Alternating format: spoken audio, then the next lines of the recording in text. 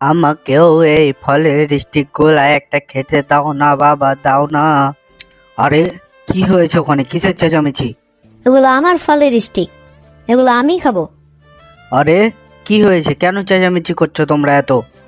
হ্যাঁ, আমার মাত্র 2টা ফলের স্টিক, তোমার দাদি আমার একটা স্টিক নিতে চাইছে। আরে দাদিমা তুমি টেনশন করিও না, এর চেয়ে সুন্দর করে আমি বানিয়ে দিচ্ছি তোমাকে বাসাতেই। চলো আমরা সবাই মিলে বানাই।